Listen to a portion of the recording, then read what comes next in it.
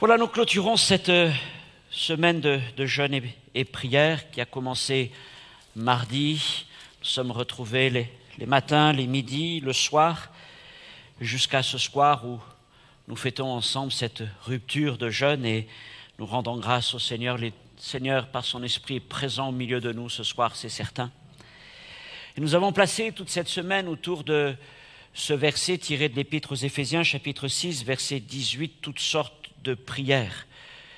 Nos frères en ont abordé quelques-unes durant la semaine et dans le descriptif de cette vidéo, je mettrai dans quelques jours un PDF spécial où j'ai recensé à peu près une douzaine, quinzaine de différentes sortes de prières.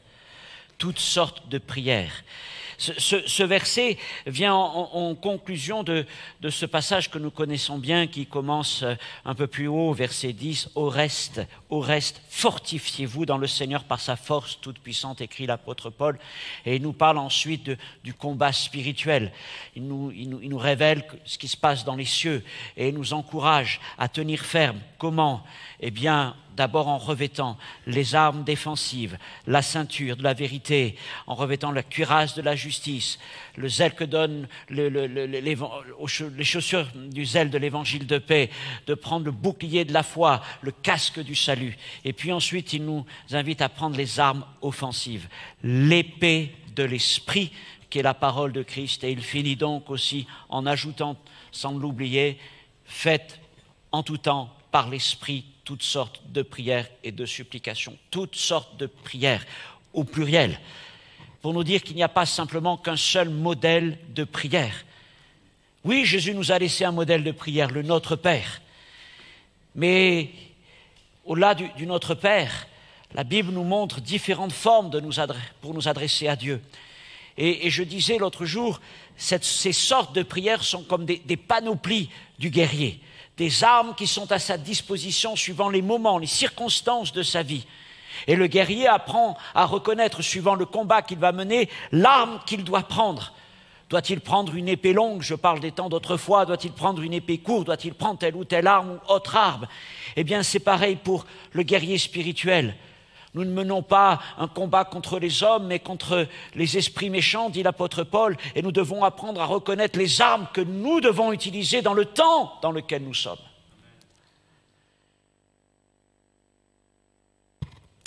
Ce soir, je ne vais pas développer une autre sorte de prière, mais en cherchant la face de Dieu, mon enseigneur, je voudrais vraiment une parole qui soit une parole pour l'Église, mais aussi pour tous ceux qui écouteront ce message au sujet de la prière. Le Seigneur m'a amené à réfléchir sur la manière de donner de l'ampleur à notre vie de prière. Parce que nous croyons que la vie de prière, et Claude nous le disait, est un élément indispensable de la vie du croyant, de la survie du croyant à travers les années. Comment donner de l'ampleur à notre vie de prière ? Parce que parfois nous la trouvons un peu trop rituelle, routinière. Alors comment faire pour grandir dans cette vie de prière ? Et voyez-vous, ce n'est pas simplement en découvrant une autre sorte de prière que nous n'aurions pas utilisée. Mais le Seigneur m'a amené à réfléchir sur, en fait, notre relation avec la prière et surtout à montrer que la qualité de notre vie de prière était aussi dépendante de la manière dont nous nous engageons personnellement dans tout notre être dans la prière. Et j'ai réfléchi sur ces choses à travers deux textes que nous allons voir là dans quelques instants. Et le Seigneur me montrait qu'une vie de prière épanouie, c'est une vie de prière qui implique le corps d'une certaine manière. Je vais en parler vite fait parce que je ne vais pas m'y arrêter longtemps. Et puis l'âme et l'esprit. Et les trois parties de notre être vont être impliquées dans la vie de prière. C'est ce que nous disent ces deux versets qui vont apparaître, ces deux passages. D'abord Éphésiens chapitre 5, verset 19, et le début de la phrase, j'aurais dû le rajouter, excusez-moi, puisque la phrase commence au verset 18, à la fin du verset 18, et c'est indispensable à la suite de ce passage et à ce passage-là qui apparaît à l'écran. Paul commence en disant « Soyez au contraire remplis de l'esprit ». Parce que tout commence par l'Esprit du Seigneur. Et il continue ensuite, entretenez-vous par des psaumes, par des hymnes, des cantiques spirituels, chantant et célébrant de tout votre cœur. J'ai souligné cœur. Les louanges du Seigneur, c'est ce que nous avons fait tout à l'heure. Rendez continuellement grâce pour toutes choses à Dieu le Père au nom de notre Seigneur Jésus-Christ. Et il conclut au verset suivant, vous soumettant les uns aux autres dans la crainte de Christ. Et là, j'ai souligné cœur. Et puis dans l'épître aux Corinthiens, chapitre 14, dans ce passage sur le chapitre sur les dons spirituels, l'exercice des dons spirituels dans l'Église, versets 14 et 15, Paul écrit maintenant, car si je prie en langue, mon esprit, j'ai souligné esprit, est en prière, mais mon intelligence demeure stérile. Que faire donc? Bien, je prierai par l'esprit, mais je prierai aussi avec l'intelligence, j'ai souligné intelligence. Je chanterai par l'esprit, mais je chanterai aussi avec l'intelligence. Seigneur, nous ouvrons ta parole ce soir autour de ce thème de la prière et Seigneur, c'est avec crainte que je l'aborde en te demandant la grâce de, Seigneur mon Dieu, de m'accorder encore, Seigneur, l'onction d'esprit dont j'ai besoin pour communiquer ta parole, pour communiquer toute ta parole, les choses qui sont sur ton cœur. Seigneur, et je prie pour que nous soyons attentifs, au-delà même de notre intelligence, Seigneur, que notre esprit reçoive le message que tu veux nous donner dans le nom de Jésus-Christ. Amen.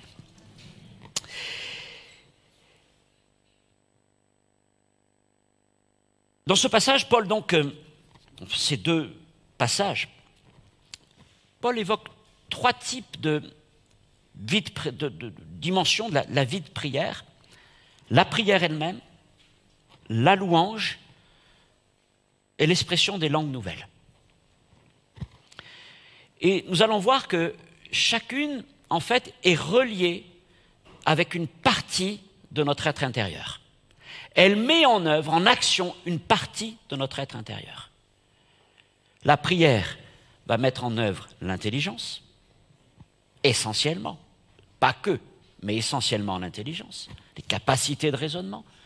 La louange, nos émotions. D'ailleurs, c'est ce qu'on a chanté au début. On a parlé de nos émotions, de notre cœur, dans les chants que nous avons apportés au Seigneur.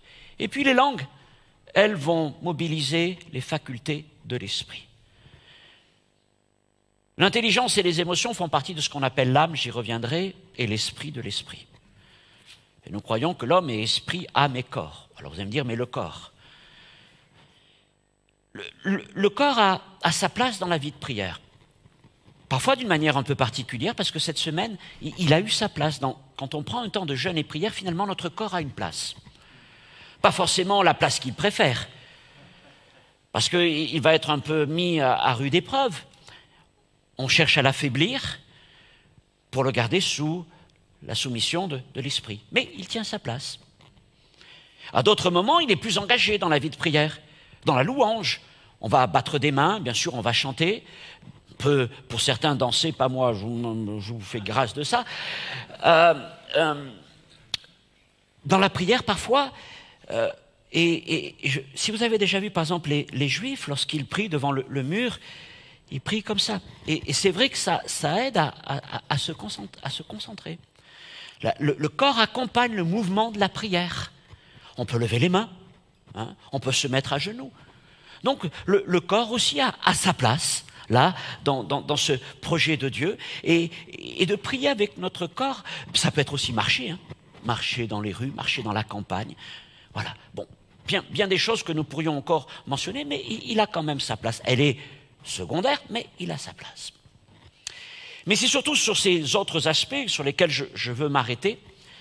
Et mon premier point ce soir, c'est de parler de l'intelligence et de prier avec l'intelligence. C'est ce que Paul écrit, nous l'avons lu, prier avec l'intelligence. Alors, quel type de prière? Bien, les requêtes, les supplications, l'intercession, etc. Et ce que nous retrouvons en commun dans toutes ces prières, c'est que ces prières, comme Jésus le dit dans Matthieu 7, consistent souvent à demander, à chercher, voire même à frapper quand on a vraiment besoin. « Seigneur, ouvre-moi » et on frappe à la porte. En vue de quoi?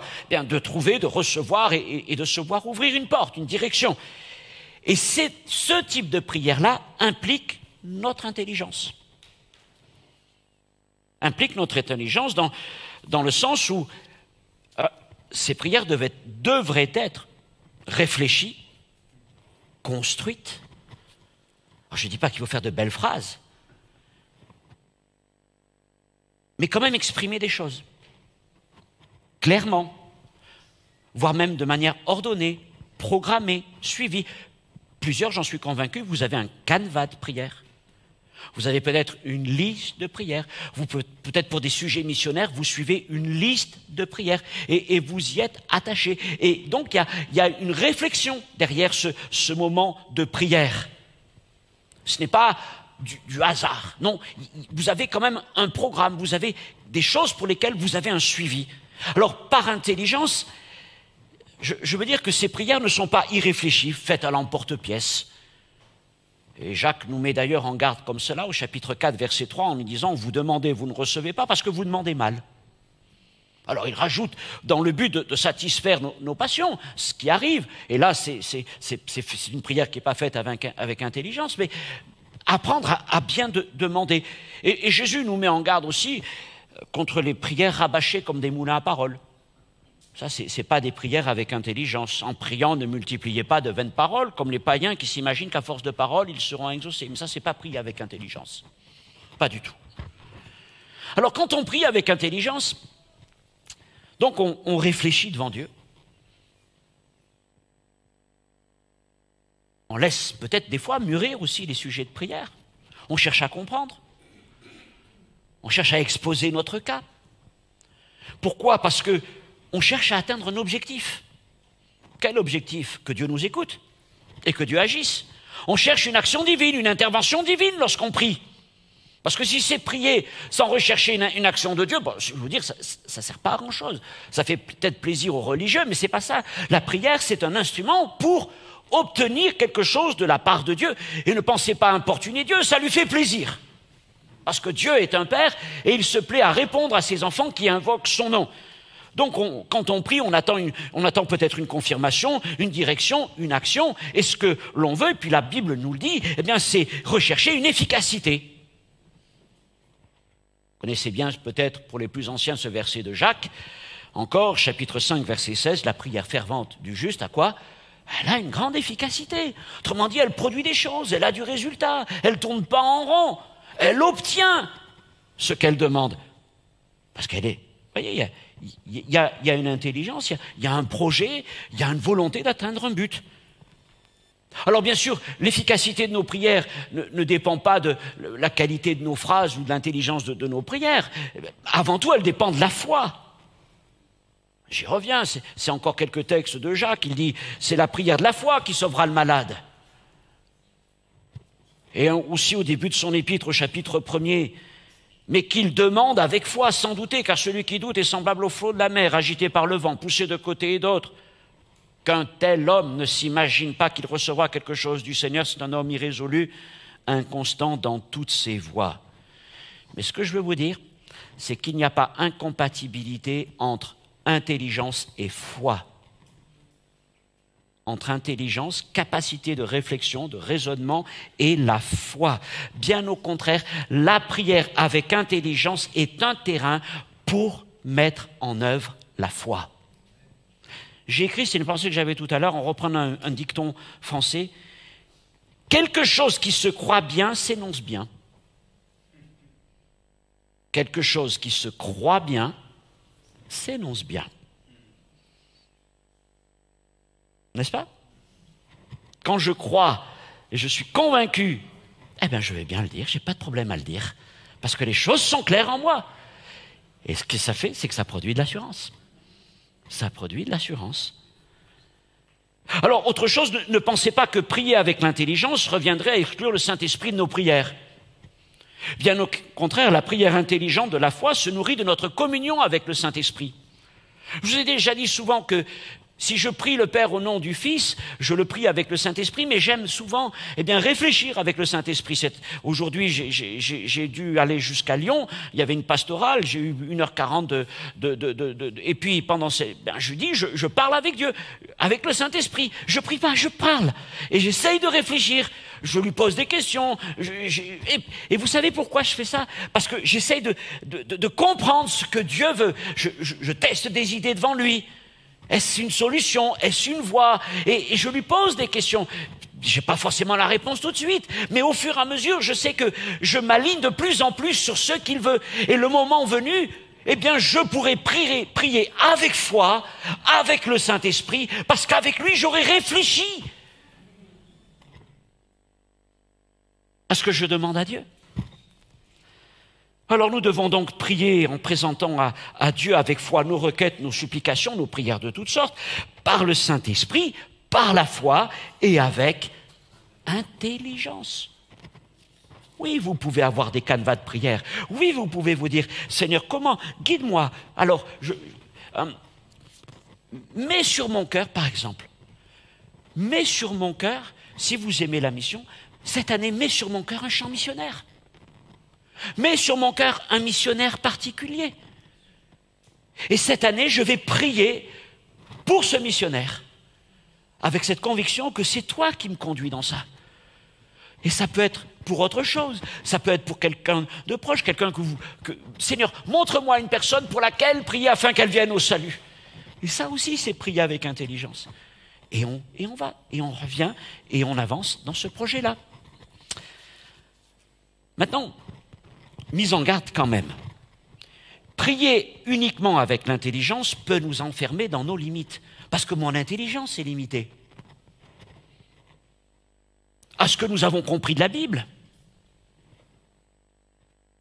et aussi parfois aux choses pour lesquelles nous avons de l'intérêt. Donc je dois veiller. Deuxième chose, prier uniquement avec l'intelligence, oui, avec le temps, et c'est ça l'un des dangers, c'est de risquer d'entrer dans une prière trop programmée, trop rituelle et religieuse. Notre canevas devient notre rituel de prière. Au point que, finalement, notre intelligence se rappelle de la prière. Vous savez, j'ai à peu près dans toutes les églises où je suis passé, vous avez ce genre de personnes. Elles enclenchent, et vous savez que pendant 5 minutes, vous connaissez presque mot à mot la prière qu'ils vont dire. Bon. Mais voilà, c'est s'enfermer dans certaines choses. Et attention, ne prier que par l'intelligence peut entraîner un assèchement, une prière mécanique. Et donc de tomber dans l'ornière d'une prière sans foi, sans vie, sans dynamique de l'esprit, stérile et inutile. Donc je ne suis pas en train de dire que la prière avec intelligence, il ne faut pas la faire, il faut la faire, mais elle n'est pas suffisante. C'est un aspect important, parce qu'elle nous permet de verbaliser, de mettre en pratique la foi, mais ce n'est pas suffisant. Il nous faut prier par l'intelligence, mais nous ne pouvons pas en rester là. Nous devons aller plus loin. Et nous devons notamment mettre en œuvre les autres aspects de notre être intérieur, les autres dimensions de notre être intérieur. Et la deuxième dimension dont je voudrais parler ce soir, c'est louer avec notre cœur. Ou encore louer avec nos émotions. Célébrant de tout votre cœur les louanges du Seigneur. Alors je ne suis pas en train de dire que la louange exclut nos facultés de raisonnement. Paul écrit dans 1 Corinthiens 14-15, chanter par l'intelligence. Ça veut dire que bien, nous avons appris des chants et nous les chantons. Au 1er siècle, à l'époque des apôtres, quand les épîtres n'étaient pas encore rédigés ni les évangiles, et encore moins diffusés, comment fixait-on la doctrine dans la tête des gens et dans leur cœur? Par des cantiques. Par des cantiques. Un des plus beaux cantiques que l'on trouve dans le Nouveau Testament, il y en a plusieurs, mais l'un des plus beaux, c'est Philippiens chapitre 2, versets 5 à 11. « Ayez en vous les sentiments qui étaient en Jésus-Christ, qui n'a point regardé comme une proie arrachée son égalité avec Dieu. » Existant en forme de Dieu, j'ai oublié. Et ainsi, on décrivait, on chantait la gloire de Jésus-Christ, la divinité et l'humiliation de Jésus. Donc il y avait de l'intelligence dans ça. Et longtemps, la louange d'ailleurs a été une louange d'intelligence, je dirais une louange de proclamation. C'est-à-dire que souvent c'était des hymnes.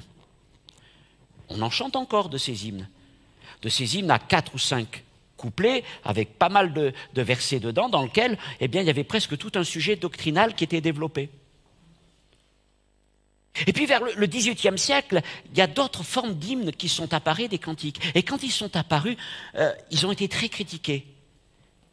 Alors ce sont des chrétiens de Bohême, qu'on appelait les Moraves, qui étaient des missionnaires. Et il y a certains cantiques, pour les plus anciens, vous en connaissez, comme Rédempteur adorable.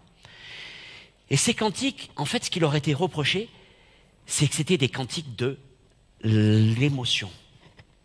On disait, il y a trop d'émotions. Parce que la rigueur protestante, c'était des cantiques, boum, très métriques, tac, tac. Et les Moraves ont amené des chants qui expriment les émotions de l'âme. Et alors, au fur et à mesure, maintenant, on est carrément dans notre dimension. C'est que la plupart de nos chants sont des chants d'expression de l'âme et non plus des chants de proclamation de l'intelligence. On est passé d'une louange de proclamation à une louange d'expression. Mais les deux sont nécessaires. Les deux sont nécessaires.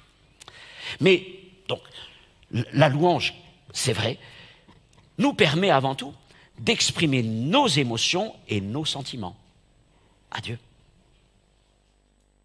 Donc, c'est un autre aspect de notre intérieur qui s'exprime à ce moment-là, pour rendre grâce au Seigneur, pour lui exprimer notre amour, notre confiance, notre admiration. Pensez au recueil par essence de louanges. C'est le livre des psaumes. Et David et tous les autres psalmistes, qu'est-ce qu'ils nous ont transmis? Eh bien, l'expression de leurs sentiments, l'expression de leurs émotions. Oui, il y a une dimension prophétique parfois, mais peur, amour, angoisse, assurance, peine, exaltation, souffrance, reconnaissance, solitude, communauté. Bam, bam. Vous connaissez les psaumes? C'était vraiment l'expression du cœur. Et David était beaucoup plus un homme de cœur que peut-être ce que sera son fils, un homme d'intelligence, Salomon. Dans Éphésiens chapitre 5, nous l'avons lu, Paul nous presse de nous entretenir par différentes formes de louanges. Ah, c'est intéressant, parce qu'il parle de psaumes, d'hymnes, de cantiques et d'actions de grâce. C'est-à-dire que finalement, oui, nous avons besoin d'exprimer la louange, pas simplement avec les émotions, mais aussi avec les hymnes. Cette semaine, c'est ce que nous avons fait. On a repassé des vieux hymnes, et qui nous permettent aussi de proclamer des choses. Et attention, à n'avoir qu'une louange d'émotion, c'est bien, mais il manque une dimension. Paul dit, il y a aussi des hymnes. Il y a aussi des hymnes. Alors l'expression qu'il emploie de notre cœur, donc nous parle quand même avant tout de nos sentiments, de nos émotions, eh bien, cette expression de la louange par le cœur, par l'émotion, qu'est-ce que ça amène? Ça amène une libération de notre âme. Notre âme s'ouvre. Alors que vous voyez que dans la prière par intelligence, elle est concentrée. L'intelligence est concentrée, le raisonnement, on va atteindre un but, on s'exprime, on argumente, parfois on plaide. Mais quand on loue avec nos émotions, c'est un peu notre âme de poète qui s'exprime. Le David qui est en chacun d'entre nous va s'exprimer. Plus ou moins bien, c'est pas grave. Vous faites des rimes, c'est bien, vous en faites pas, c'est pas grave. Mais on laisse notre âme, et notre âme, par ses émotions, va commencer à respirer. Elle va rentrer dans cette liberté, dans cette présence de Dieu. Et là, elle va connaître renouvellement, rafraîchissement, ouverture, élévation. Avez-vous senti ce genre de moment? Et ça fait du bien. Et on se laisse emporter par le Saint-Esprit. À travers les chants, c'est ce qui s'est passé ce soir, n'est-ce pas? Oui. Prier avec l'intelligence, louer avec le cœur. Mais louer avec le cœur ne peut pas se substituer à la prière avec l'intelligence. Il nous faut les deux. Parce que s'il n'y a que louer avec le cœur, alors louer avec le cœur peut amener à une vie de prière contemplative, déconnectée des besoins. Et la louange du cœur manque d'application. Elle manque d'application parce qu'elle ne permet pas de mettre en œuvre la foi. Vous comprenez ce que je veux dire? La prière avec l'intelligence va permettre d'atteindre un but résolu, comme dit Jacques. Mais la louange des émotions et de l'âme ne cherche pas d'autre but que de glorifier Dieu. Elle est bien dans la présence de Dieu, mais vous voyez, ce n'est pas suffisant. Mais on réalise quand même que si nous vivons déjà ces deux dimensions, c'est important. Et je ne sais pas, vous pouvez réfléchir vous-même, comment organisez-vous votre temps de prière? Alors peut-être, je ne sais pas si c'est forcément au même moment, ça dépend combien de temps vous pouvez y consacrer, mais en tout cas réfléchissez dans votre semaine de prière, à avoir des temps de prière avec intelligence et avoir des temps où vous laissez votre âme vagabonder dans la présence du Seigneur. L'expression de vos sentiments. Parfois l'amour, je disais, parfois aussi la peine, la souffrance. Peut-être même par moments l'incompréhension, la colère, mais tout ça, voilà, ça a besoin d'être exprimé devant Dieu. Et Dieu se plaît à entendre cela. Voilà pour les deux premières parties. Donc l'homme est corps, l'homme est âme, j'y reviens, et l'homme est esprit. Oui, nous avons un esprit. Troisième partie, prier et chanter par l'esprit. Dans 1 Corinthiens 14, 15, Paul reprend les deux formes d'expression que nous avons évoquées, la prière et la louange. Sauf qu'il ne les considère plus simplement au niveau de l'âme, c'est-à-dire de l'intelligence ou du cœur, mais là, il va les considérer au niveau de l'esprit. Prier avec l'esprit, chanter avec l'esprit. Il dit prier avec l'intelligence et maintenant il dit prier avec l'esprit. Il dit chanter avec l'intelligence et maintenant il dit chanter avec l'esprit. Donc nous avons une âme. Vous avez une âme. Qu'est-ce que l'âme? C'est le centre de notre vie intérieure. Pour s'en rappeler, volonté, intelligence, émotion, V-I-E, vie. C'est qui nous sommes. Notre volonté, notre intelligence. Alors, on peut après argumenter, mais voilà. Essentiellement, c'est cela. L'esprit, qu'est-ce que l'esprit? C'est difficile à exprimer. C'est cette partie au plus profond de notre être qui est le lieu de résidence du Saint-Esprit en nous. Le Saint-Esprit habite dans notre esprit avant toute chose, c'est là qu'il s'enracine et c'est à partir de notre esprit que nous rentrons en communion avec le Saint-Esprit et avec la dimension spirituelle et surnaturelle. Ça se passe au niveau de l'esprit. Alors, notre esprit est capable d'intuition. Avez-vous des intuitions spirituelles? Certainement. Il est capable d'écoute. Nous écoutons la voix de Dieu, la voix de l'esprit. Et il est capable, oui, de perception de différentes choses comme ça. Il est vraiment... En fait, plus il est travaillé dans la présence du Saint-Esprit, plus il est sensible. Je vais y revenir. Et puis l'esprit, notre esprit, peut exprimer des émotions. Mon âme peut exprimer des émotions, mais mon esprit aussi peut exprimer des émotions. Par exemple, Paul dit, c'est Luc, se réjouir, ça c'est Marie. Mon esprit se réjouit en Dieu mon Sauveur. Ou Paul, lui, va se mettre en colère à Athènes. Paul sentait au-dedans de lui son esprit s'irriter. Son esprit. La Bible dit encore que l'esprit peut s'attrister, il peut aimer, il peut approuver, il peut condamner. Donc il y a des émotions qui sont de l'âme, il y a des émotions qui sont de l'esprit, qui sont très profondes. L'esprit, notre esprit, je parle bien de notre esprit, ton esprit, possède aussi une capacité de s'exprimer. Par exemple, les soupirs inexprimables. Ce sont des choses qui viennent du plus profond de nous-mêmes, qui viennent de notre esprit, pas simplement de notre âme, mais de notre esprit. Au-delà des mots, au-delà des sentiments, des émotions habituelles, un soupir qui monte vers Dieu.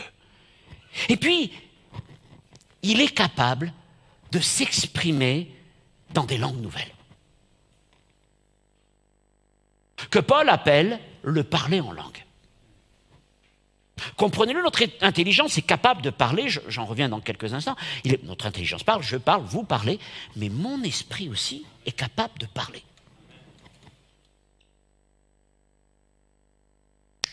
Et il y a un moment dans la vie chrétienne qui s'appelle le baptême du Saint-Esprit, où le Saint-Esprit va en quelque sorte débloquer cette capacité pour que nous puissions parler dans des langues nouvelles.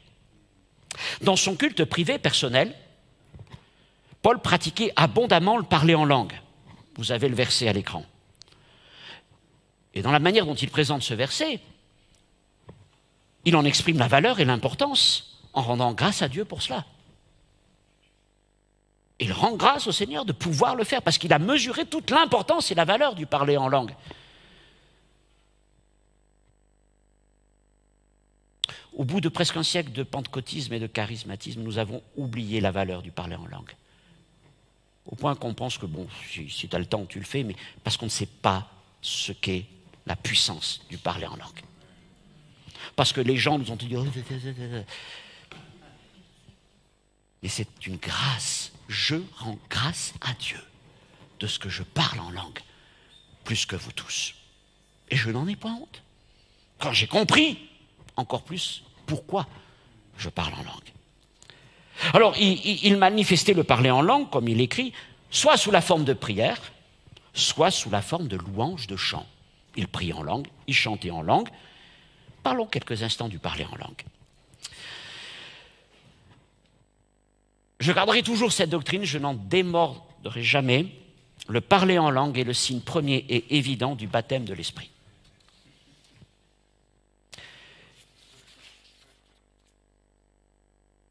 Pourquoi ? D'abord, il est écrit dans Actes 2, verset 4, qu'ils furent tous remplis du Saint-Esprit, se mirent à parler en d'autres langues selon que l'Esprit leur donnait de s'exprimer. À chaque fois que dans les Actes des Apôtres, il est question d'une action du baptême du Saint-Esprit, les gens parlent en langue. Mais pour moi, le parler en langue est la démonstration nécessaire permettant de valider un baptême, une expérience de baptême du Saint-Esprit. Parce que c'est la démonstration qu'au niveau spirituel, quelque chose s'est débloqué.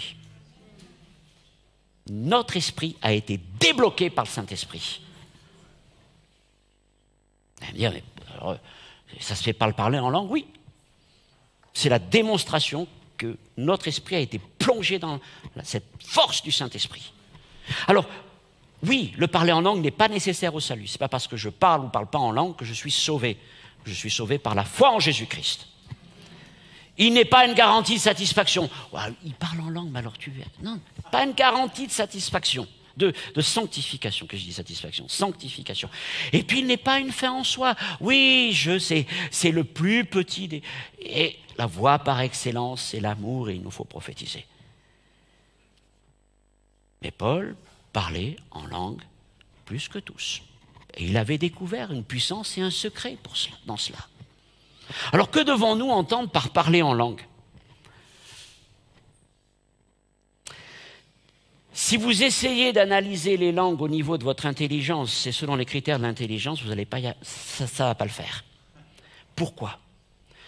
Parce que ces langues ne sont pas de l'intelligence, elles sont de l'esprit. Donc elles ne fonctionnent pas dans le même domaine, dans le domaine de l'intelligence. Elles fonctionnent dans un autre registre, dans un autre domaine.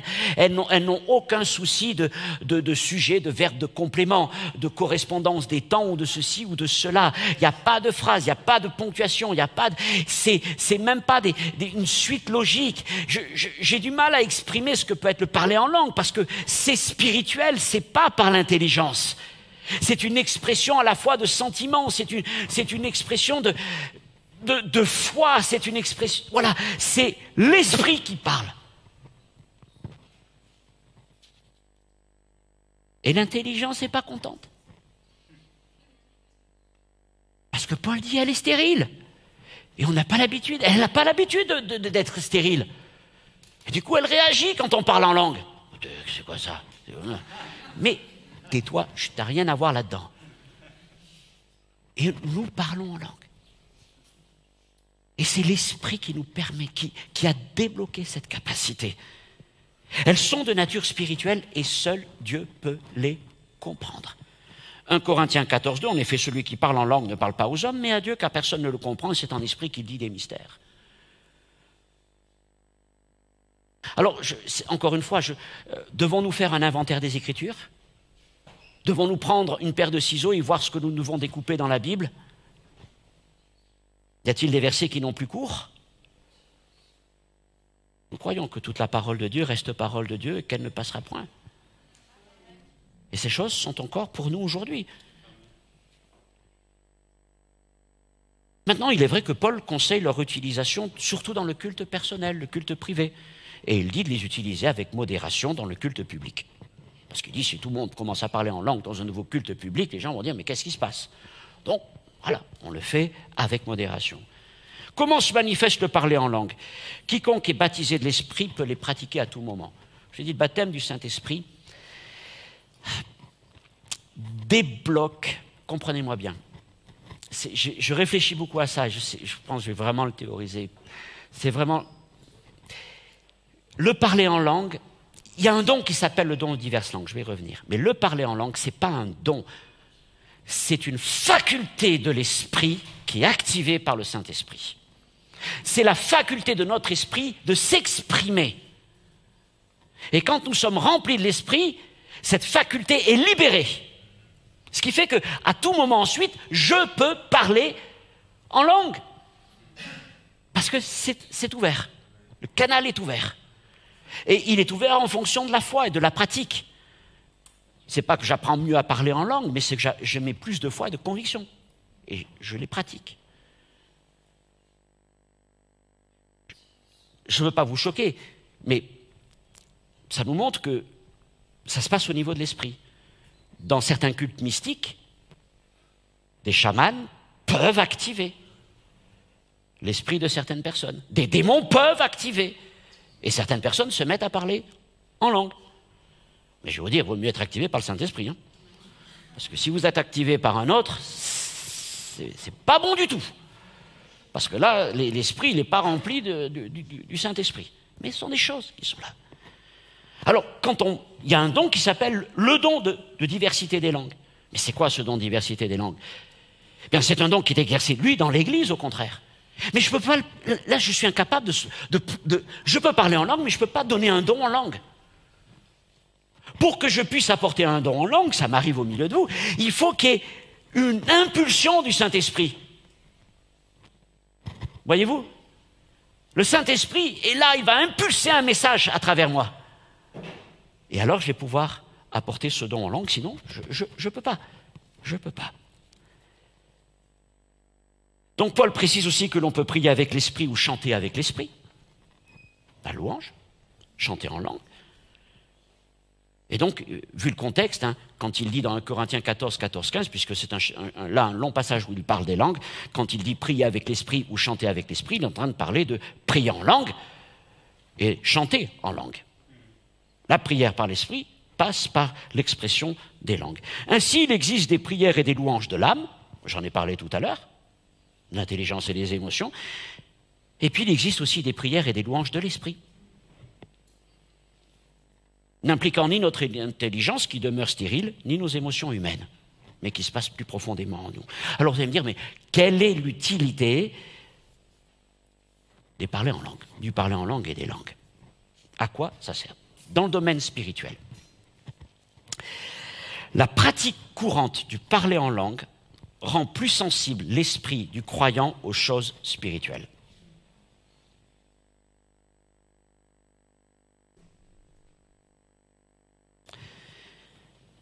Ça se manifeste par des visions, des songes, des intuitions, des dons spirituels, une sensibilité aux choses de l'esprit. C'est un résultat de la pratique du parler en langue. Et le parler en langue est une arme de combat spirituel. Je vous ai déjà raconté, mais bon, il y a des jeunes, et puis comme je suis un peu âgé, vous me permettez des fois de radoter ou de raconter encore les mêmes expériences, mais pour moi, elle a été si significative dans mon ministère et dans ma vie. C'est vraiment une expérience fondatrice pour moi. Un samedi soir, je me prépare pour mon culte, j'étais encore un très jeune pasteur, je me couche et je n'arrive pas à m'endormir. Véritablement, un esprit de mort descend sur moi. Je sens la mort. La mort est là. Du coup, je me dis, j'en peux plus, je me lève. Et pendant, je ne sais pas, peut-être 1h30, 2 heures, je vais dans mon salon pour ne pas réveiller Esther et les enfants. Et là, je commence à dire, mais pourquoi je suis là? Mais il y a cet esprit de mort, je ne sais pas quoi dire. Et alors, j'ai commencé à parler en langue. Jusqu'à ce qu'à un moment, je sente que c'était bon. Va te recoucher. Tant mieux, parce que l'heure a avancé, demain, il y a beaucoup de travail. Et le lendemain, j'ai fait toute ma journée. J'étais dans une église annexe. C'était ma première église. Et le soir, l'épouse du pasteur principal, mon formateur, appelle pour me dire, Franck, mon mari a failli mourir dans la nuit. Crise cardiaque très grave. C'est exactement au moment où je priais. Et mais ça, des expériences comme ça, les missionnaires en racontent plein, des choses comme ça, où on ne sait pas pourquoi, mais dans le domaine spirituel, il y a des choses qui se passent. Et le parler en langue est une arme dans le domaine spirituel.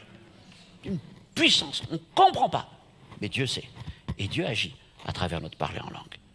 Donc, dans le domaine spirituel, le parler en langue produit des effets. Et puis, il produit des effets aussi dans notre vie. 1 Corinthiens 14, 4, celui qui parle en langue s'édifie lui-même. Paul écrit. Qu'est-ce que ça veut dire? D'abord, il va approfondir son intimité avec le Saint-Esprit. Sa communion avec le Saint-Esprit grandit. Deuxièmement, il va fortifier son esprit. Plus je parle en langue, plus mon esprit est fort et il prend confiance. Et plus mon esprit est fort, et si vous voulez, et plus il va pouvoir influencer tout le cours de ma vie, de mon être intérieur. Et ainsi, il va sanctifier mon être et il va fortifier ma foi, ta foi. Et il va contribuer au renouvellement de notre intelligence et de nos émotions au niveau de l'âme. Il fortifie ma foi. Parler en langue va m'amener aussi dans une autre dimension de compréhension spirituelle aussi, de la connaissance de Dieu, de la connaissance de la parole, d'une intimité avec lui, d'émotions puissantes qui sont là, qui viennent de notre esprit, qui remplissent notre être. Et quelle est la conséquence de ça? C'est que celui qui prie en langue devient de plus en plus en phase avec Dieu dans ses prières. Il devient plus audacieux, plus précis et donc plus efficace.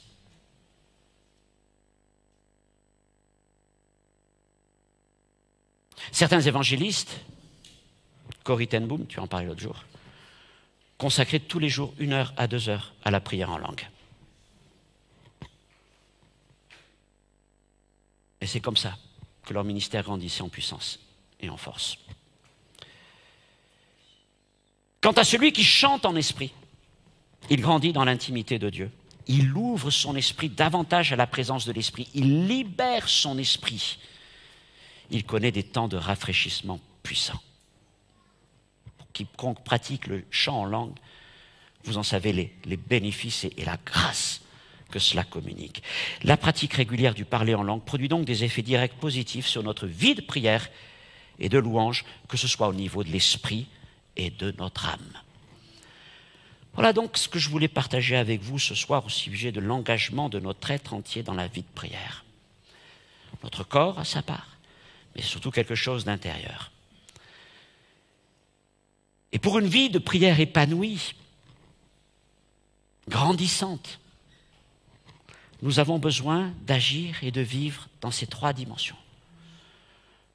Je ne peux pas simplement me contenter d'une vie de prière avec l'intelligence. Seigneur, j'ai fait mon canevas de prière, gloire à Dieu. Nous avons besoin de nourrir notre esprit, de rafraîchir notre esprit, notre âme, nos émotions par la louange. La louange avec l'intelligence, avec les chants que nous aimons. Et parfois les chants que nous inventons. Pas de problème.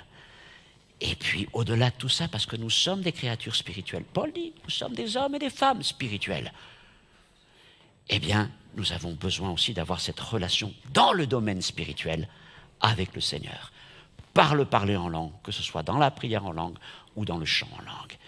Et plus on développe chacune de ces parties, eh bien plus notre vie de prière va aller de qualité en qualité, de puissance en puissance. Et quand par moments, je m'étiole un peu comme une fleur qui s'assèche dans la vie de prière, au lieu de dire oh, « il va falloir que je m'attache à me remettre à ma vie, bon, je vais reprendre mon canevas de prière, etc. » Commence peut-être tout simplement par prendre du temps, oui, à te rafraîchir dans d'autres aspects de la vie de prière que tu ne pratiques pas, peut-être la louange, peut-être le parler en langue.